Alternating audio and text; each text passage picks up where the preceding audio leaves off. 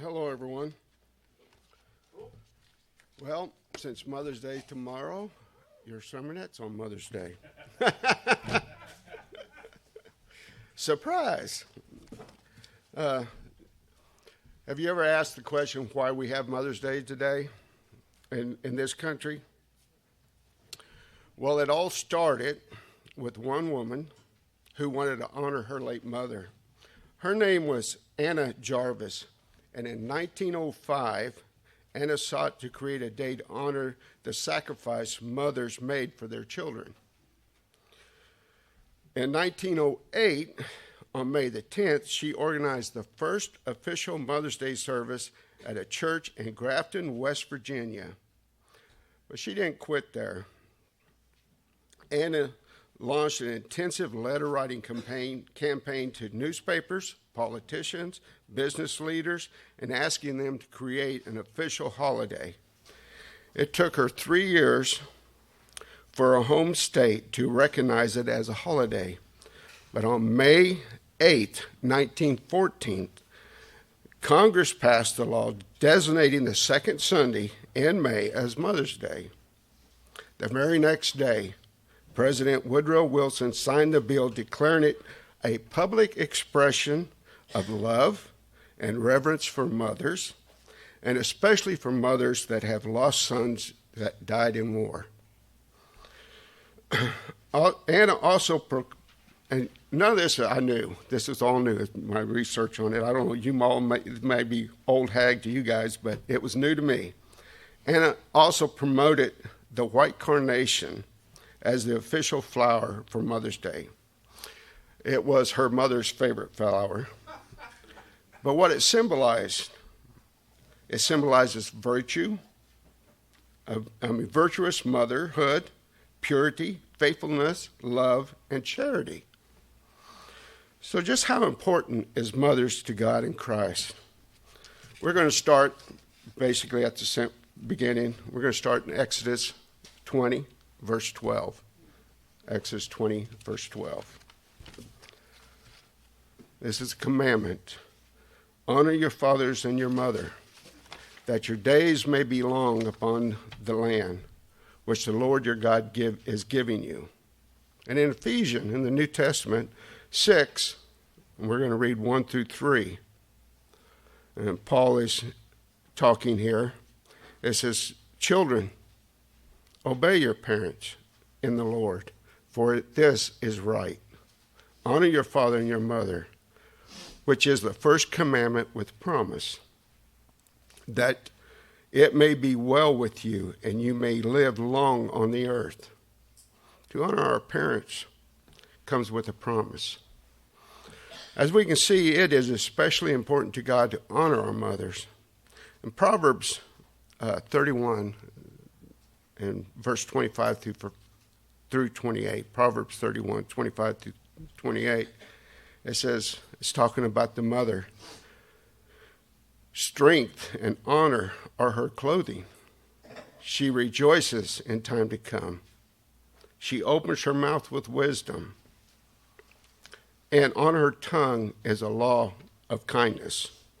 She watches over the ways of her household and does not eat the bread of idleness. Her children rise up and call her blessed. Her husband also, and praises her. You know, I feel very blessed because I really, truly had that type of a mother. I'm going to tell you a little story about my mom.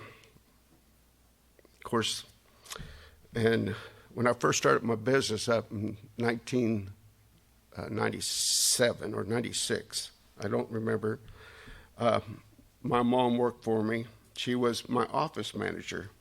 You see, I was especially good at the working of the construction part of the company, but I was exceptionally horrible at office work. And if you don't believe me, you just ask my wife. I mean, it hasn't changed. I hate office work. So anyway, my mom helped me in that department, and she told me what she wanted for a wage, a whopping $7 an hour. She refused to take any more. And I tell you, I promise you, I would not have been near successful as I was without her. And that is a fact. For example, I would dictate, a bed to her. And it was rough, crude, horrible. But when she got done making the proposal up, it was very professional. And not only that, she prepared all the tax information for the accountant. Whew, that was a blessing. I mean, a real blessing. And when I was doing historical renovations on these big projects, a lot of these historical renovations lasted a year or longer, and I did several of them.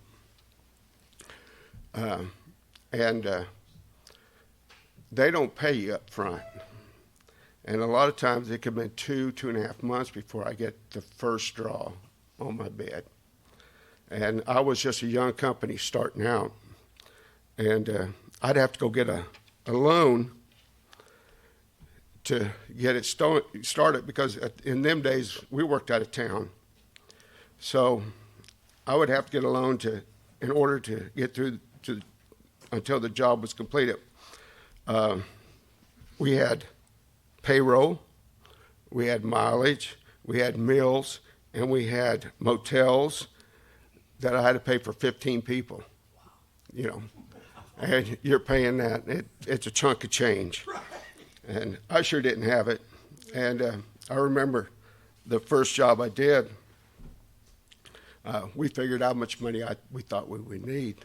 And I came up short. I never knew it. Never knew it. My mom had $5,000, and it was all she had. She pulled it out and put it in my construction account to get us through. Never told me.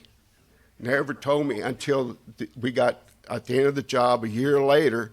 She goes, "I want my money back." You got it, Mom. I had no idea,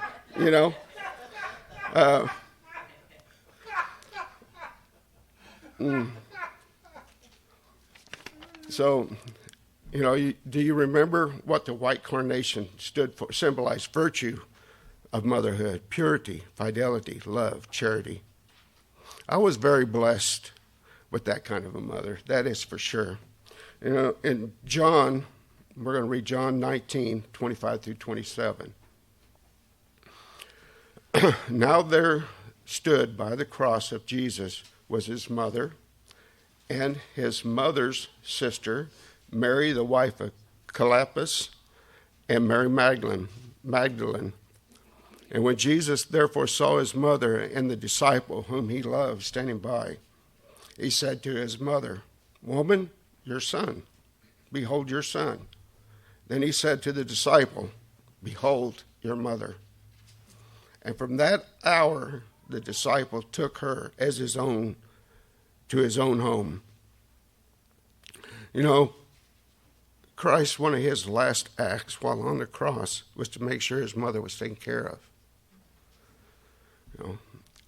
And God compares the comfort of a mother that a mother has for a child to himself. In Isaiah 66, verse 13, as one whom his mother comforts, so I will comfort you, and you shall be comforted in Jerusalem. I was going to end my sermonette right here, but I couldn't do it. I had to share one more story about my mom. And I think it's the most precious gift she ever gave me. You see, my mom, she loved God, and she loves God's people. With every fiber of her body, she just did. And I'm going to give you one example.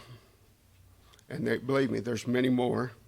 But one Sabbath, church was canceled, and I really don't remember why. So she called everybody, invited them to her house for services. And whoever wanted to come could come. And this was just a last-minute thing. And so she called me up, told me, she goes, "I need you to come over to the house. I want you to help me set up for services." So I did. We had a big atrium. And so we set up, And we had 40 people show up for services in our home. Okay? But that's not even half of it. After services was over, now you have to understand, Mom didn't plan any of this. This just happened. She invited all of them to stay for dinner. Last moment, you know? And she didn't have anything prepared. So she just told the ladies, she goes, I don't have anything prepared. Let's see what we can find. Okay? That kitchen, all the ladies went in that kitchen. That kitchen was full of laughter. It was probably one of the most memorable, and honestly, I just can't remember a more joyful Sabbath I've ever kept with my mom. She knew what it was to truly love God and love God's people. I hope I carry that love with me as long as I live. My mom died in 2014, and she never stopped loving God or her people. I'm going to end with 2 Timothy 1:5. 2 Timothy 1:5. And this is Paul saying this to Timothy. He says, when I call to remembrance the genuine faith that is in you, which first dwelt in your grandmother, Lois, and your mother, Eunice, and I am persuaded is in you also. Personally, I can't think of a better legacy to leave behind than that.